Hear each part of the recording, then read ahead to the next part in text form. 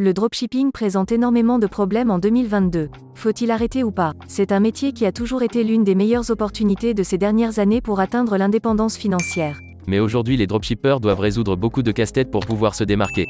Vous pouvez vous retrouver avec des problèmes de livraison, des problèmes de remboursement, ou encore des plaintes de vos clients sur Trustpilot ou carrément dans une agence de police. Vous l'aurez compris, aujourd'hui nous allons parler des limites du dropshipping tel que vous le connaissez, les risques que vous courez en pratiquant ce type de dropshipping et des solutions qui vous permettront d'être à l'abri des problèmes.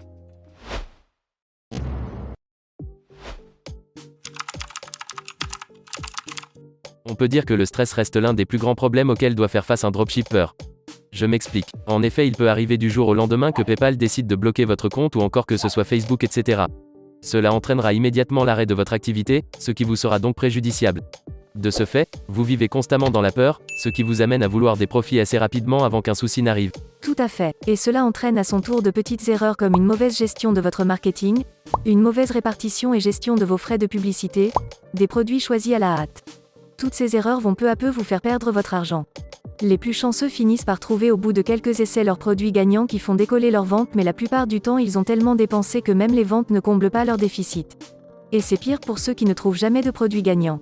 D'autres reçoivent des plaintes ou sont mis en garde à vue parce que les clients n'ont pas reçu le colis à temps, ou ont le sentiment d'avoir été arnaqués parce qu'ils ont vu votre boutique mal listée sur Trustpilot même si de votre côté vous ne les avez pas arnaqués.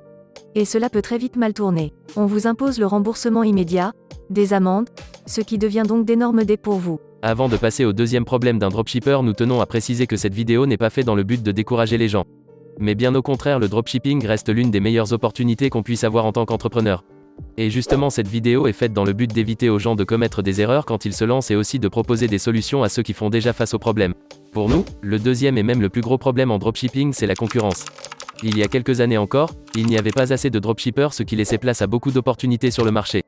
Aujourd'hui, ça devient de plus en plus saturé et il faut se battre énormément pour pouvoir se démarquer et faire des ventes. D'ailleurs, c'est pareil dans tous les domaines. Prenons par exemple les cryptos. Plus les gens se mettent à investir là-dedans et plus c'est difficile de faire des profits si vous n'avez pas investi bien plus tôt. Comme vous n'avez pas quelque chose d'unique, n'importe qui peut vous copier et vous prendre une partie de votre marché.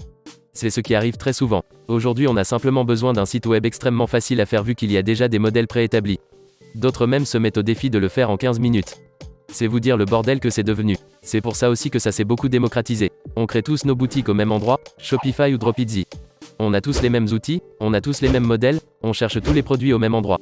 Comment est-ce que vous voulez donc faire une boutique unique qui attire des clients au vu de son originalité? De plus, la plupart des gens se foutent de la satisfaction du client alors que c'est le plus important dans le business.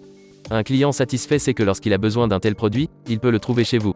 Et comme il a été satisfait la dernière fois, il viendra naturellement payer chez vous. Ainsi vous construisez une communauté peu à peu derrière vos produits, ce qui vous permettra de faire des ventes même s'il y a de la concurrence. Parce que vos clients savent qu'ils peuvent compter sur votre accueil, votre réactivité et la qualité de vos produits. Il n'ira donc pas s'emmerder à chercher encore d'autres boutiques alors qu'il a déjà tout ce qu'il lui faut chez vous et en plus de cela, a déjà une bonne relation avec vous. Aujourd'hui, il faut se concentrer sur la création d'une boutique avec une bonne image et une bonne réputation qui tiendra sur le long terme.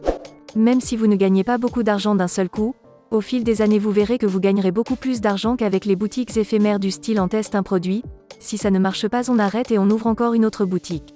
Aujourd'hui le dropshipping, c'est prendre le temps de construire une boutique solide avec des valeurs sûres, une bonne relation avec votre communauté et votre liste de clients. Et ça va vous permettre de durer, de toujours faire des ventes et d'être rentable. Avec cela vous avez beaucoup plus de stabilité, vous n'avez pas peur que votre produit ou que votre boutique arrête de fonctionner du jour au lendemain. Car vous avez des gens qui aiment vos prestations, vos produits et qui vous sont fidèles. Et beaucoup pensent que prendre le temps de créer une boutique durable demande beaucoup plus d'argent alors que c'est faux.